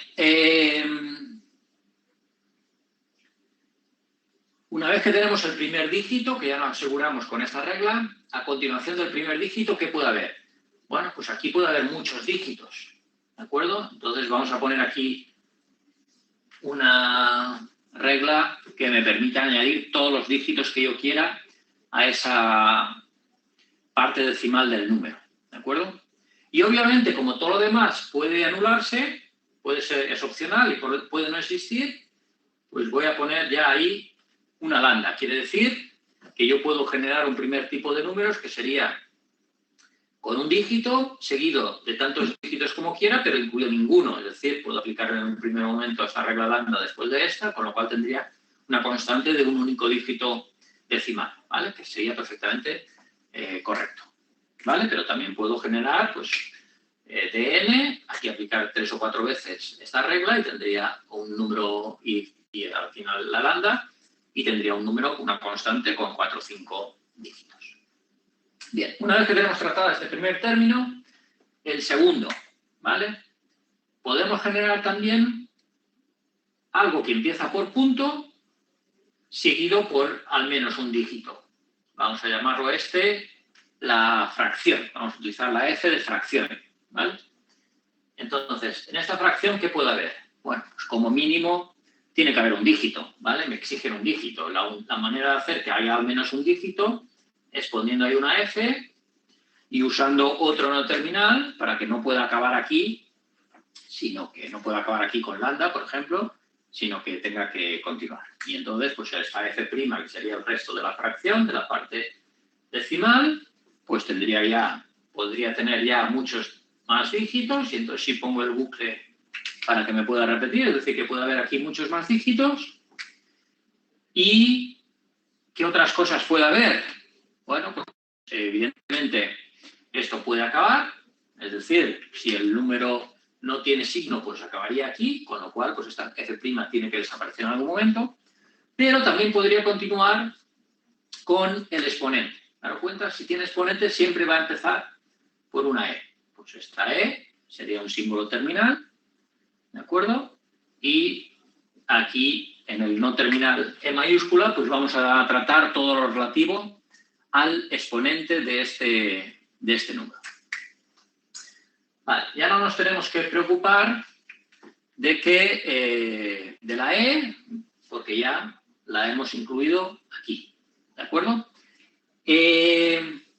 ¿Notáis que me falta algo? Antes de seguir con el exponente, daros cuenta que se me ha olvidado poner aquí una cosa, porque el número, este formato, es obligatorio que tenga aquí al menos un dígito entero, la parte real es opcional. Y podría tener simplemente la parte entera y el exponente, ¿de acuerdo? Y no lo he tratado aquí. ¿Cómo lo trataría aquí? Pues añadiendo una opción más, donde en esta parte entera, además de tener muchos dígitos, además de poder acabar solo con parte entera, continuar con la parte fraccionaria, también puede saltarse la parte fraccionaria y continuar directamente con el exponente. ¿De acuerdo? Bien, entonces, tratamiento de la parte fraccionaria existiendo o no existiendo, ya lo tenemos completo. Y las diferentes formas de terminar los números que tienen parte fraccionaria serían terminar con la parte fraccionaria o continuar con el exponente, ¿vale? El exponente tiene dos posibilidades. Siempre empieza por e, eso ya lo tenemos asegurado. Después puede tener signo o no, ¿vale? Si no tiene signo, bueno, en cualquiera de los dos casos, después del signo tiene que venir al menos un dígito. Entonces tenemos la posibilidad de que el exponente tenga signo, seguido del resto del exponente, vamos a llamarle E', y también existe la posibilidad de que no tenga signo, por lo cual, si no tiene signo, a continuación de la E, lo primero que vendría sería una D. ¿Vale? Y ahora, como vamos a ver, no puedo poner aquí E', porque en este E' aún no es asegurado que haya al menos un dígito, mientras que en lo que pongo aquí sí estoy asegurando que al menos haya un dígito. Con lo cual aquí tengo que utilizar otro símbolo no terminal. Le voy a llamar E segunda. ¿De acuerdo? La diferencia entre una y otra es que para la E' vengo del signo sin tener todavía ningún dígito, tengo que asegurar que al menos haya un dígito. Y ahora ya sí puedo pasar a la E segunda, al mismo sitio que desde esta otra regla, donde ya puedo poner que haya tantos dígitos como quiera. Y, por supuesto, que esto tiene que terminar en algún momento. ¿De acuerdo? Entonces, esta sería la gramática que me permite generar todos los números enteros de acuerdo a este formato. ¿Vale? Sin embargo, en el siguiente paso vamos a ver el autómata. Puede haber restricciones adicionales que no estén contempladas en la gramática. Por ejemplo, es muy típico que los números enteros en un lenguaje tengan un valor máximo. ¿De acuerdo? Suele existir la constante del lenguaje de programación maxint, que me indica por encima de ese valor los números enteros están fuera de rango. Bien, pues si yo tengo esa restricción en mi lenguaje, tendría que comprobar que los números enteros, ¿de acuerdo? Los que no tienen parte real ni exponente, no superan un determinado valor. Todo eso lo haremos incluyendo acciones semánticas en el autómata que se genera a partir de esta gramática.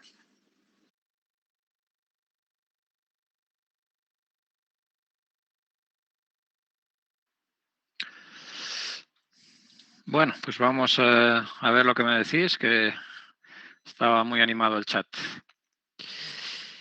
A ver, ¿por dónde vamos? Desde el principio.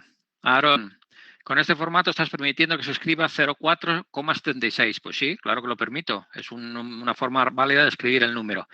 Veremos a continuación en las acciones semánticas que, sin embargo, el valor del 04,76 es 4,76. Igual que si lo escribes de la otra manera. ¿Vale? ¿Por qué en la gramática ponemos el del S?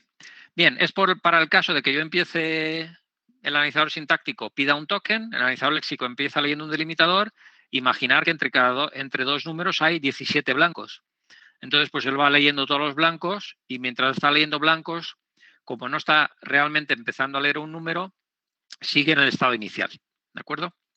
Tanto en la gramática como en el autómata.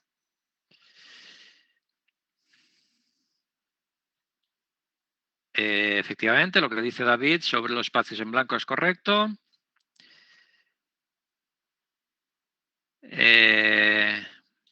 ¿Por qué es necesaria la F'? Voy a ver la F', os lo comento.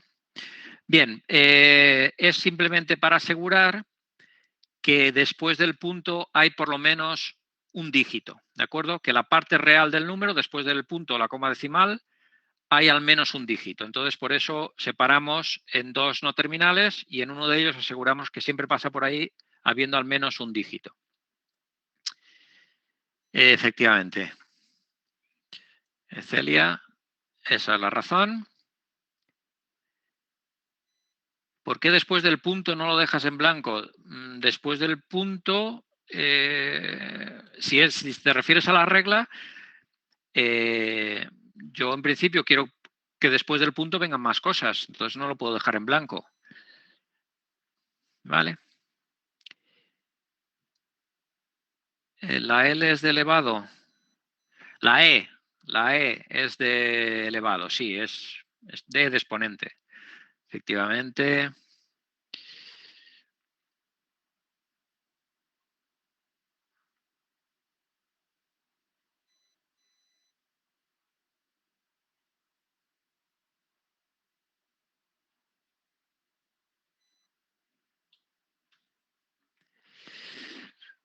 ¿Por qué el lambda no sirve? Porque hemos dicho que los tokens es obligatorio que estén separados por un delimitador, entonces hasta que no me encuentre un delimitador no aseguro que ha terminado de leer el número, ¿vale? Entonces no voy a poner lambda en estos casos. Cuando me dicen que es obligatorio que los tokens vengan separados por delimitador, voy a exigir acabar en delimitador. Si no me lo dicen, ya digo, en los lenguajes de programación lo más típico es que no me lo exijan. Entonces en esos casos no pondré delimitador y pondría lambda. La E segunda, voy a mirar en el vídeo, es un poco el mismo caso de la F. Necesito separar dos no terminales diferentes para exigir que al menos haya un dígito después de la E de exponente. ¿Vale?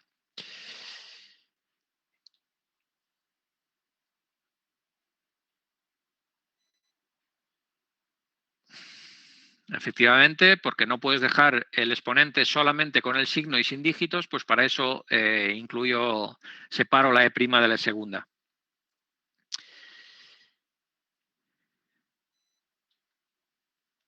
Yo creo que no se puede, Marco Antonio, creo que no se puede reducir mucho. Algunas de esas restricciones se podrían, en vez de hacer por autómata, hacer por acciones semánticas, pero yo creo que en este caso las que están puestas son la forma más fácil de hacerla. ¿Vale?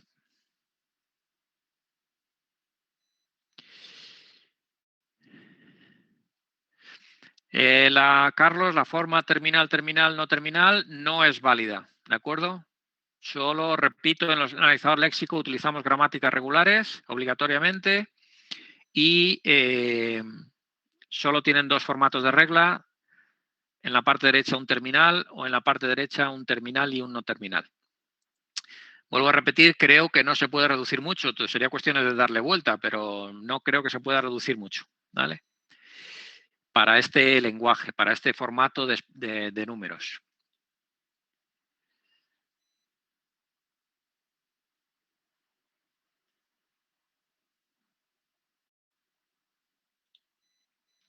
Bueno,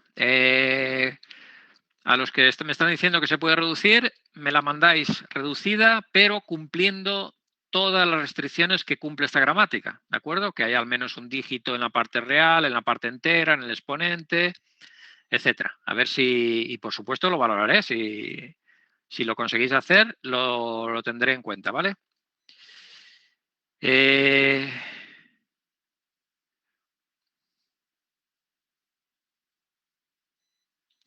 Bien, lo de sustituir por EDE y punto .df, radicalmente no, porque es lo que acabo de decir, no cumple el formato de las reglas de la gramática regular, no sería una gramática regular y en un examen se lleva un tachón tremendo, gigante, con una X roja bien gorda.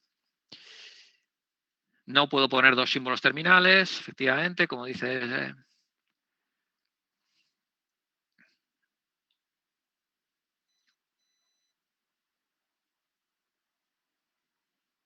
¿Vale? Esto espero que ya haya quedado claro, lo he dicho ya 2 o 3 veces ahora.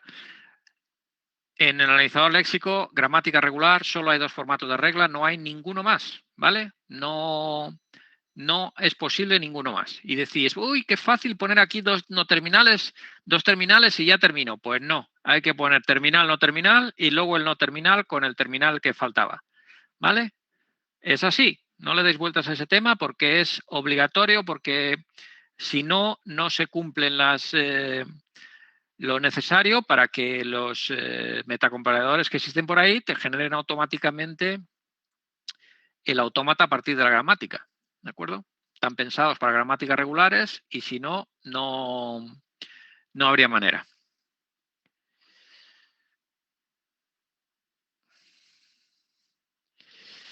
Vale, lo del delimitador. ¿Cuándo se pone uno y cuándo el otro? Bien, se pone delimitador cuando exijo que todos los tokens del lenguaje vengan separados por un delimitador. Y entonces, para que cumplir esta restricción que me están poniendo, pues yo no acabo el token hasta que me encuentre un delimitador. ¿Vale? Es decir, que lo que vimos en el primer ejemplo de que yo en una expresión puedo poner var1, 2 puntos igual a var2 más 7 y no poner ningún blanco en esa expresión sería un error léxico, ¿vale? Porque no hay blancos y daría error, trataría de reconocer todo como un único token, pero cuando ya encuentre el 2 puntos no puede formar parte del lexema de una variable, daría error, ¿vale? Si el lenguaje me exige que haya delimitadores para separar los tokens, tengo que poner delimitador para terminar todos los en la gramática y en el autómata.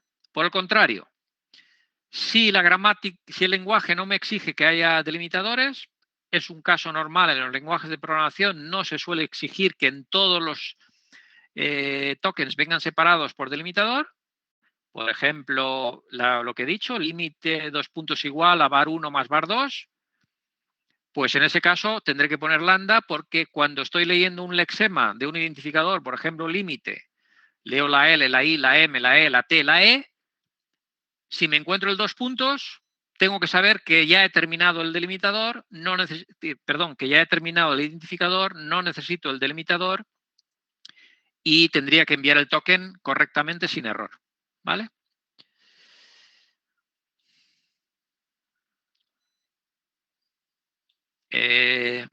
Bien, Juan Diego, voy a compartir la pantalla.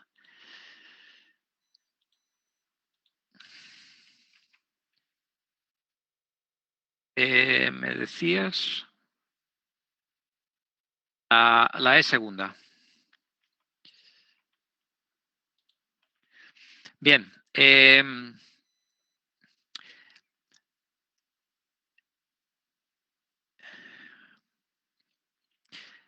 Lo vamos a ver más fácil en el autómata y entonces a lo mejor lo dejamos para después del autómata, lo vais a ver más claro porque están todas las transiciones, pero fundamentalmente, bueno, lo explico ahora y ya está. Yo en la E puedo recibir dos cosas, o signo o no signo, ¿de acuerdo? Si yo recibo un signo, después del signo tiene que haber al menos un dígito, ¿vale? Pero si yo no recibo un signo, directamente esta regla ya me está forzando a que haya un dígito, porque tengo aquí el dígito, ¿de acuerdo? Entonces, para la situación en que ahora reciba un signo, necesito una especial que me obligue a que haya un dígito. Y ya después, o bien desde la E llego a la E segunda con un dígito, o bien desde la E llego a la E segunda, pero a través de la E' también con un dígito. En cualquiera de los dos casos llego a la E segunda asegurando que ya he generado un dígito antes. Y por lo tanto, en este momento puedo generar o más dígitos del exponente o ninguno. ¿De acuerdo? Esa es la razón de separar E' y E segunda.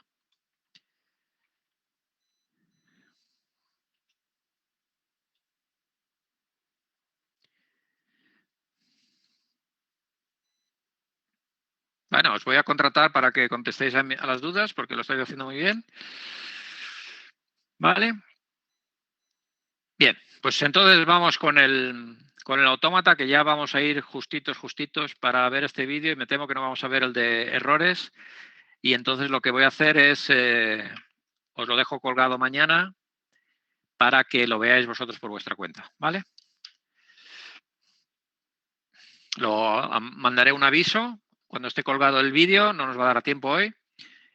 Mandaré un aviso para que cuando esté colgado para que veáis todos el vídeo de errores, que es muy cortito, pero en cualquier caso no nos va a dar tiempo.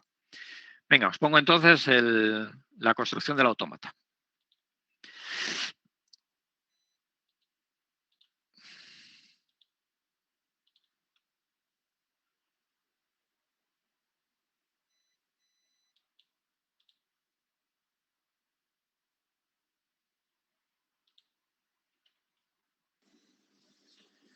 Pues continuamos entonces con la construcción del autómata finito determinista correspondiente a esta gramática. Como siempre, empezamos con un estado inicial, ¿de acuerdo? Tenemos este bucle. Mientras nos vayamos leyendo delimitadores, no salimos del estado inicial, lo que es lo mismo, no empezamos a construir realmente el lexema del token que voy a enviar. Y a aparte de esta, la única regla con la que puedo empezar a reconocer un token es cuando me aparezca un dígito. ¿De acuerdo? En el fichero yo leo un dígito, en esta vuelta, en la acción semántica leer, leo un dígito, en la siguiente transición iré por esa transición. En el siguiente punto iré por esa transición. Y llegamos a otro estado donde tenemos estas posibilidades dadas por esas 4 reglas. Vale. Puede ser que me sigan apareciendo dígitos, ¿de acuerdo? De la parte entera del número que estoy reconociendo. ¿De acuerdo? Puede ser que me aparezca el punto decimal o puede ser que aparezca directamente el exponente. ¿Vale? Bueno, pues vamos a empezar en orden con la lambda. ¿Qué pasa? Lambda. Repito, no se os ocurra jamás etiquetar una transición con lambda, porque yo las transiciones voy por ellas en función del carácter leído en el fichero fuente en la anterior acción semántica leer. Luego, si yo aquí, después de un dígito, leo un carácter del fichero, ese carácter del fichero nunca puede ser lambda, ¿de acuerdo? Ese carácter no existe. Por lo tanto, nunca podemos etiquetar una transición con lambda. Lo que sí podemos decir es, o bien, imaginar que... Voy a añadir aquí una restricción más que no tenía al principio para que veáis que las cosas pueden ser un poco distintas, que el lenguaje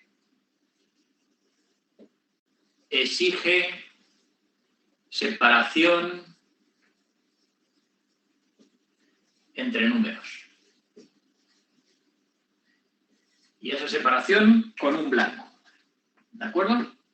Entonces, la única manera de acabar un número, en vez de con otro carácter, que sería lo que hubiéramos hecho en otras circunstancias, pues sería poner ahí un blanco. Exigimos que haya un blanco para terminar de leer un determinado número. Entonces, llegaríamos aquí a un primer estado final si hemos leído ese blanco. ¿Vale? Bien. Otras opciones. Que me aparezca en el fichero que estoy leyendo el punto decimal. Llegaría a otro estado. ¿Vale? En este otro estado, ¿qué puede aparecer? Bueno, pues como mínimo un dígito. ¿Vale? La parte fraccionaria, la parte real, tiene que aparecer como mínimo un dígito. ¿Vale? Primero punto F, luego D, F', y en F' ya sí puede aparecer muchos dígitos porque tenemos aquí la regla de F'. Entonces aquí podemos poner este bucle donde mientras sigamos leyendo dígitos, seguiré transitando al mismo estado. ¿Vale? Antes de seguir con el estado 4, vamos a terminar el 1. Además, me puede aparecer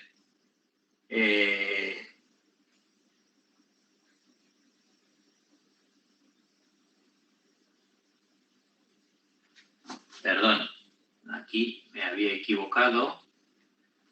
Esta era una E. Espero que ya lo hayamos hablado y no tenga que repetir el vídeo por esto. Aquí me tiene que aparecer una E. ¿Veis por qué me he dado cuenta del error en este momento? Porque si aquí apareciera un punto, yo tenía que poner aquí otra transición con el punto. ¿Vale? Y ya veo claramente que tengo 2 transiciones con el punto y eso sería un autómata no determinista. Por lo tanto, esta gramática tampoco sería correcta. ¿Vale? Si es correcta con esa E. Ahí. Bien. Y entonces, pues si transitamos con esta E, iremos a otro estado. Vamos a denominar los 5 y ya lo veremos en su momento. El estado 3 lo tenemos terminado. Lo único que puede aparecer aquí es la aplicación de esta regla de F'. Voy a F'. Aquí puedo tener un bucle con la D. puedo terminar o puede aparecer una E seguido del exponente. Daros cuenta que esta regla es E exponente, siendo este exponente la E mayúscula, que es el mismo no terminal. Luego, aquí lo que tendré es que en este punto, si me aparece una E, iré también a ese mismo estado 5, ¿de acuerdo? Y para el caso de la lambda, pues como me han obligado a que siempre tengo que terminar con un blanco, pues pongo aquí el blanco para transitar a un estado final, ¿vale? Esto es porque este lenguaje exige explícitamente que haya al menos un blanco entre cada par de constantes, ¿de acuerdo? Ya hemos visto que esta restricción no es común en los lenguajes de programación, pero en otro tipo de fichero de texto sí podría ocurrir esto, ¿de acuerdo? Desde luego, si un fichero solo tiene números, va a ser obligatorio que haya una separación de algo entre los números, porque si no, no sabemos cuándo acaba uno y empieza otro. Sería imposible, ¿de acuerdo? Bien, entonces ya hemos tratado todas estas reglas. Me queda esta parte del exponente. En el exponente pueden ocurrir dos cosas. Puede haber un signo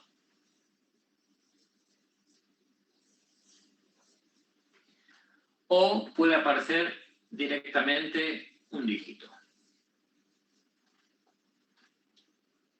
¿Vale?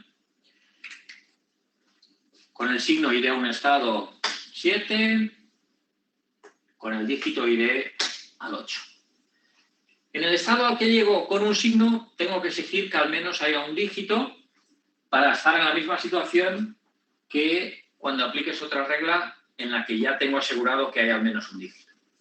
Por lo tanto, pues aquí claramente lo que tengo que hacer es, una vez que tengo asegurado que hay un dígito en el exponente, igual que lo tenía aquí, pues puedo transitar al mismo estado.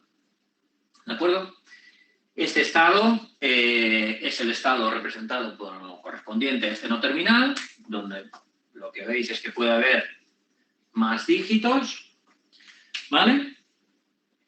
Y para terminar, pues vamos a exigir que haya un espacio en blanco, ¿de acuerdo? Y este sería, por lo tanto, el autómata que hemos construido a partir de esta gramática, ¿vale? Si queremos ser absolutamente rigurosos y ya, digamos, que el autómata y la gramática sean exactamente equivalentes, la lambda de la gramática la tendríamos que sustituir por un blanco, ¿vale? De tal forma que teóricamente, desde el punto de vista del analizador léxico, lo que consideramos como lexema, los caracteres que vamos a considerar dentro del token son los dígitos más el blanco final, ¿de acuerdo? Habría que poner ahí un blanco, un blanco, un blanco. Yo creo que esta versión también es correcta, me indica exactamente lo mismo, se solucionaría del mismo modo, salvo que seguramente en el autómata al final igual tenemos que exigir este blanco de manera manual en vez de que se pueda construir automáticamente, ¿de acuerdo? Pero también teniendo en cuenta que ese blanco no forma estrictamente parte de la constante entera. Entonces, cuando construíamos el token, tener eso en cuenta. Bien.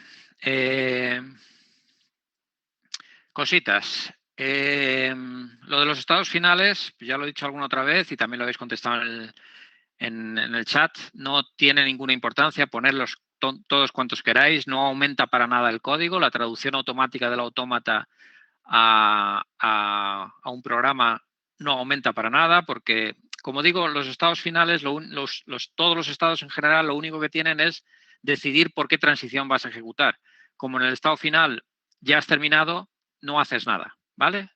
Lo de poner varios estados, como se ha dicho en el chat, es para que quede más claro el grafismo del autómata y no y no andemos por ahí cruzando líneas y demás, ¿vale? No tiene ninguna otra importancia y entonces pues no hay por qué darle vueltas, no hay por qué ahorrar estados, digamos. El tema que he cambiado a mitad del vídeo, bueno, el error ya lo habéis visto, al final ya lo habéis visto, no he repetido el vídeo porque me ha parecido interesante la explicación de cómo me he dado cuenta, ¿de acuerdo? Cuando estaba haciendo el vídeo, si yo pongo 2 transiciones con punto, tengo un autómata no determinista. Entonces ahí me di cuenta, digo, no puedo poner 2 transiciones con punto, aquí tiene que haber un error. ¿Vale? Entonces me ha parecido interesante dejarlo esa explicación y por eso no repetí el vídeo. Pero, vale. Y luego, por otro lado, lo que sí cambié un poquito ahí a media del vídeo es el tema de cómo finalizan los tokens. ¿Vale? En la gramática habíamos puesto lambda porque, ya digo, las constantes en los lenguajes de programación solemos admitir que justamente al terminar la constante empiece un operador y entonces sería con lambda. Pero para ser coherentes con este ejemplo en que solo tenemos constantes, es obligatorio que haya un blanco para delimitar constantes, si no sería imposible saber en 1234 si tengo una sola constante o tengo un 12 y un 34, ¿vale? Entonces es obligatorio el blanco. Ahora cuando veamos el vídeo de acciones semánticas, ya he corregido la gramática, es lo que tenéis puesto colgado ya en Moodle, con la gramática ya asumiendo que exijo delimitadores, Si el delimitador es el blanco y también el tabulador, bueno, eso es un poco lo de menos. He puesto blanco, a lo mejor pues un poco más general sería poner delimitador, pero vamos, lo que me diga las reglas del lenguaje. Si me exige que haya un blanco, o valdría también con otro tipo de delimitador, por ejemplo, el salto de línea, por ejemplo, el tabulador. ¿Vale?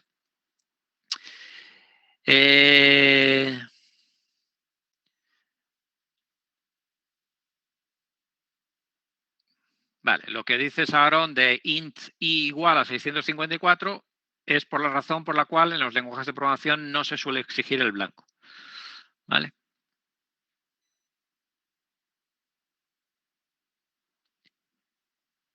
Y lo que sí quiero haceros notar, porque en este vídeo, bueno, ha quedado un pelín incoherente ese tema, es que si ponemos que el token termina en delimitador, pues también lo tengo que poner en la gramática. Y si en la gramática no exijo que acabe en delimitador y pongo lambda, entonces en el autómata usamos las transiciones de otro carácter. ¿Vale?